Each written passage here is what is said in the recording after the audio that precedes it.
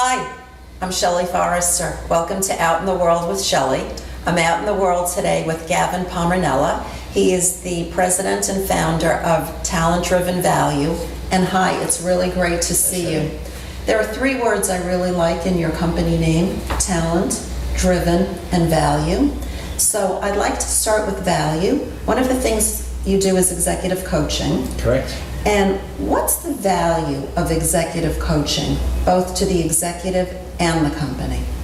At its core, it helps you as an individual perform better. So executive coaching is about developing skills, developing capabilities, and that all leads to you doing your current role better, but also being ready for future bigger roles that you can tackle in the business. And secondly, it's also a way of you to tackle challenges that you're experiencing at the moment in a much more effective way.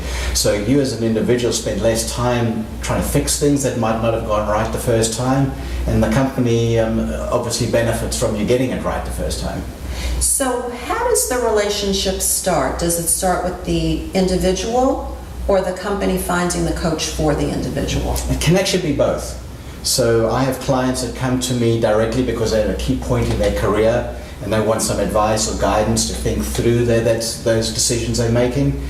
Sometimes the company will come to me. So for example, I've got a client right now who's up for promotion in a few months' time and working with his boss about what needs to be prepared and be ready for in that promotion.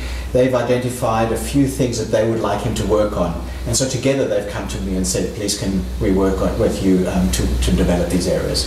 So in that case, it's fairly straightforward. The boss has said these are the three key things: the measurement or the objective or the outcome is the promotion. Is it always that clear cut? In other words, when the individual comes to you, is it always so clear cut what the three key objectives are or what the desired outcome is? Often it's actually not clear at all. Okay.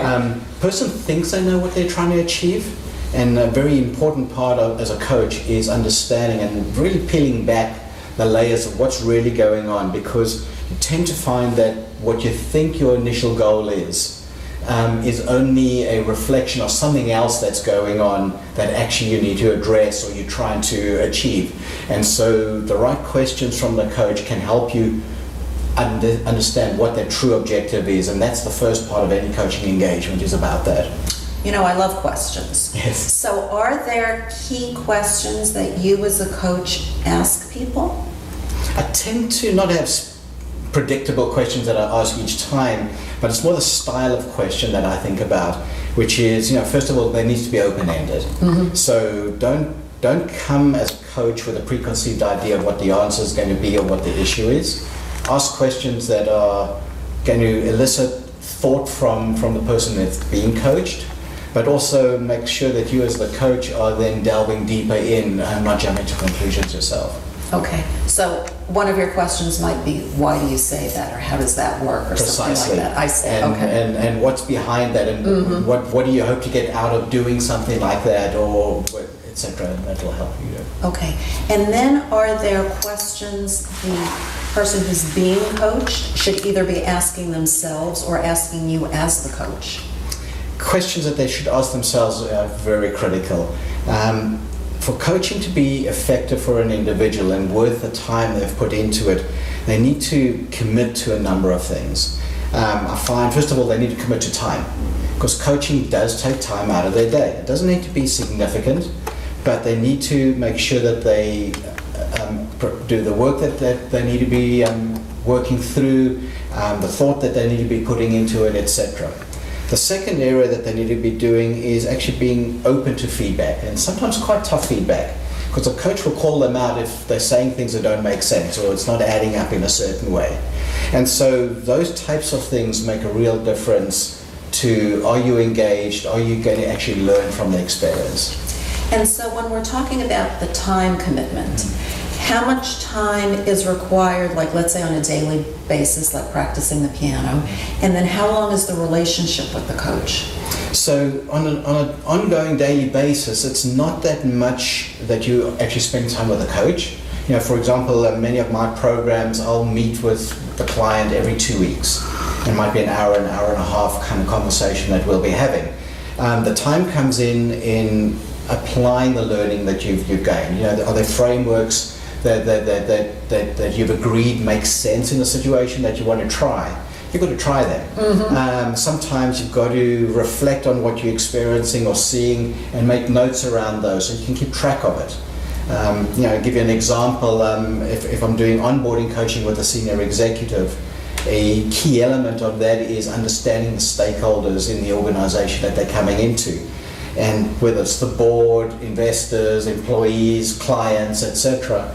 And when you start thinking about what you want to achieve with each of those stakeholders, what might be important for them from their perspective, how you're going to go about it, it can become a little overwhelming. So just having some ways of keeping track of your thoughts, seeing whether you're actually experiencing the right things and updating that, etc., takes a little bit of work and a bit of focus from time to time. And so the key benefits to the executive who hires you, are there like 2 or 3 that you would say really everybody who has a great coach will get? If they follow through with the commitment that they need to make through the coaching program, the first key benefit they'll get is to actually achieve the goals that they've set. So, you know, whether it's a career goal, a performance goal, and a style in the way they interact with somebody, they're going to be better at doing something than they were before. In many cases, those are quite substantial and can have a big impact on their own career opportunities and on the company's performance overall. And you know, there are studies that show that the return on investment of coaching, it ranges from 7 times to even 50, 60 times the cost of coaching because of that impact it can have. Do you ever work with more than one executive at the same company? I do. I find that some companies tend to have a philosophy around coaching, and so they sometimes see the value you're bringing with one of their team members and would like you to work with another one of the team members. So it's quite often that I'd be working with a few executives from the same business. And would you ever work with them together? Like, is there ever team executive coaching? Absolutely. So, you know, first of all, just to clarify, with working with a number of people in the same business, the conversations I have with each of them is confidential with them. Right.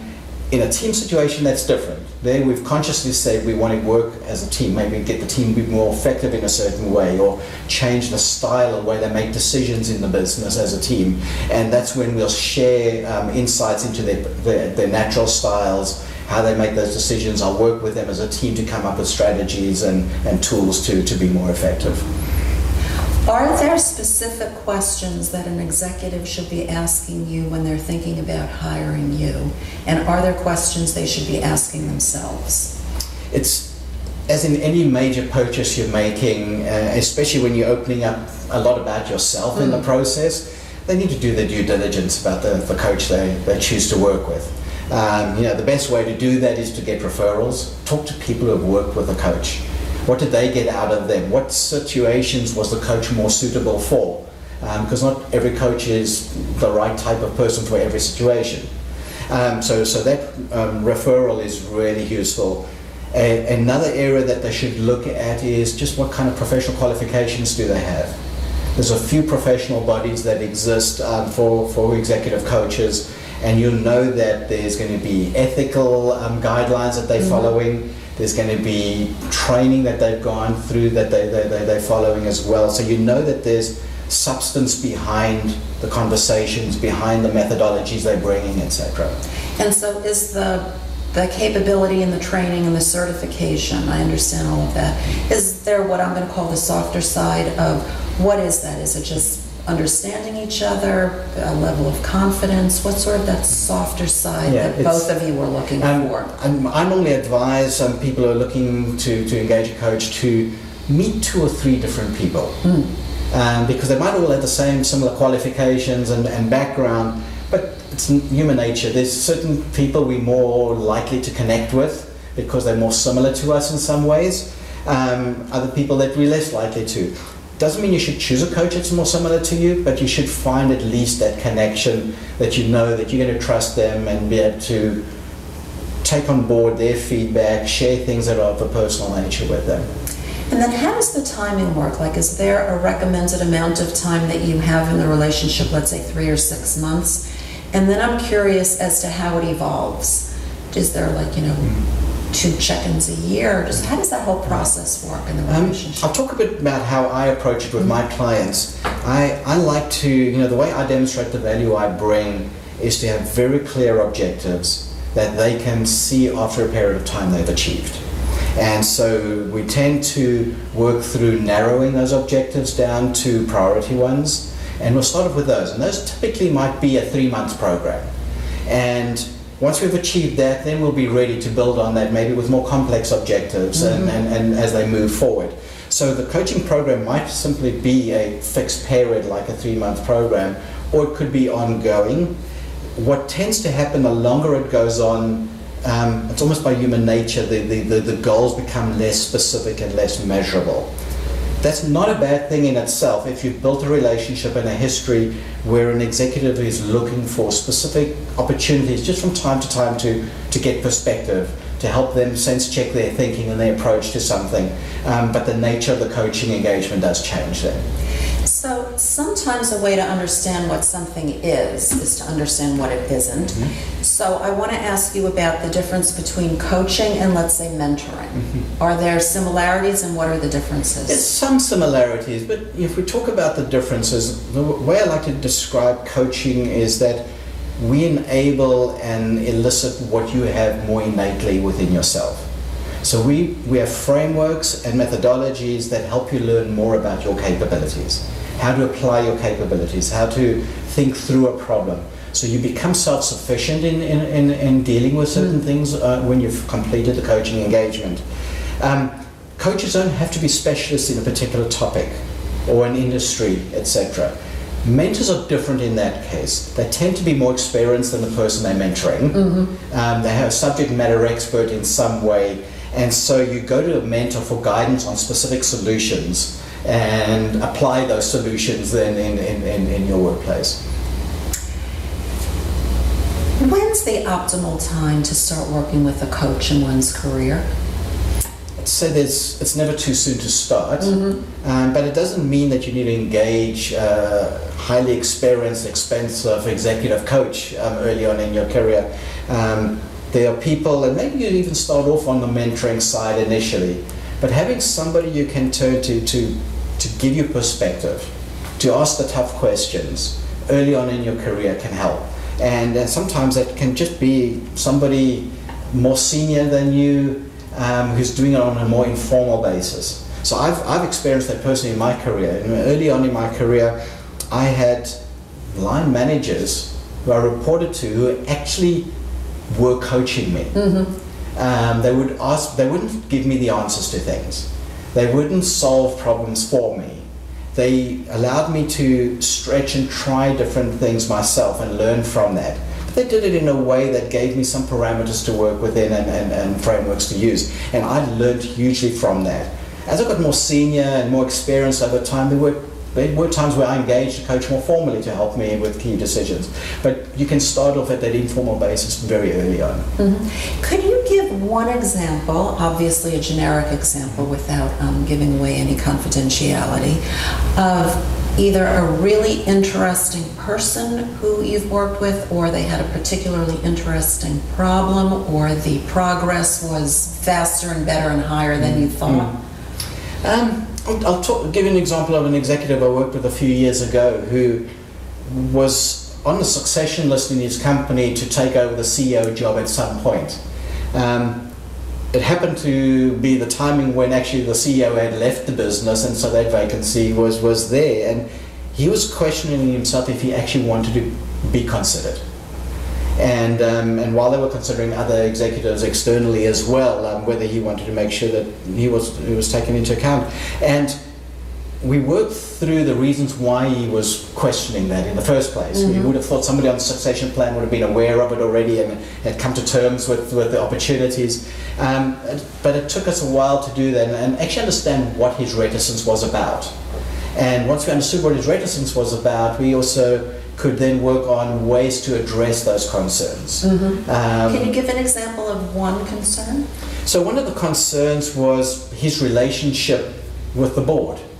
Okay. New leadership on the board, and he wasn't sure if he was connecting with that person in an effective way, and would that affect his performance in the job. Mm-hmm. And so we talked about ways he could approach that relationship to make it more effective, to be stronger and more collaborative.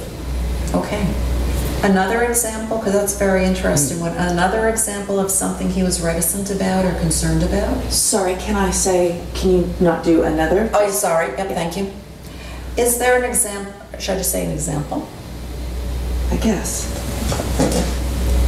Is there an example of perhaps something either at the level that the person is at or a level below?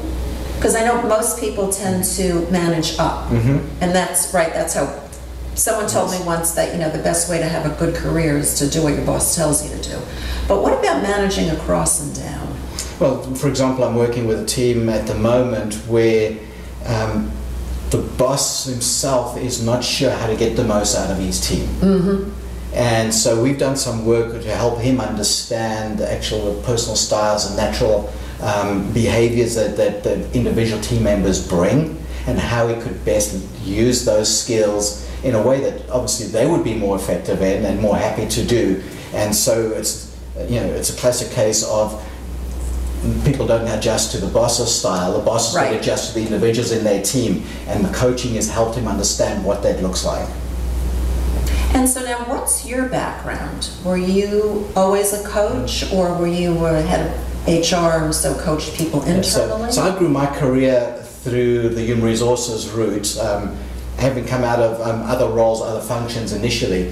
But I found that as I was developing my career, I was engaging coaches for other people in the organization, and realized actually why I should develop that skill myself to be an effective HR leader. And through developing the skill myself as a coach and applying that in my day-to-day corporate roles over many years is how I sort of developed the skills. But I added to that as well by being coached myself, and learning from those coaches the techniques that they brought, and then going through more formal training eventually to become a certified executive coach. This may be an unfair question, but do you have a preference either to be an internal coach to the executive team or to be an external coach to executives?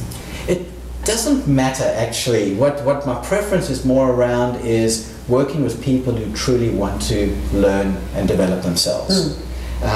From time to time, you'll have somebody come to you and say, a certain person's got a problem and they need help, and the individual hasn't recognized that in themselves yet. And there are techniques as a coach where you can help them get that insight and that aha moment where they say, yeah, I do want help. But there are times when that doesn't work. And nobody benefits from the time or the cost, etc., associated with doing that. So it's more the mindset of the individual being coached than whether they're internal or external. And do you have to have a problem to get a coach? No, you need to have an objective. You need to have an objective, okay. And so the most effective coaching relationships actually come when somebody's trying to prepare for something going forward. They're developing their careers, developing particular capabilities because the job challenges are changing. But it tends to be more proactive style of learning than needing to fix something that's been an issue. Yeah, I love that. Because we all have objectives. Yes. Okay, Exactly. fantastic. Thank you. Great, thank you very much, Elliot. I think that was at least 3 minutes.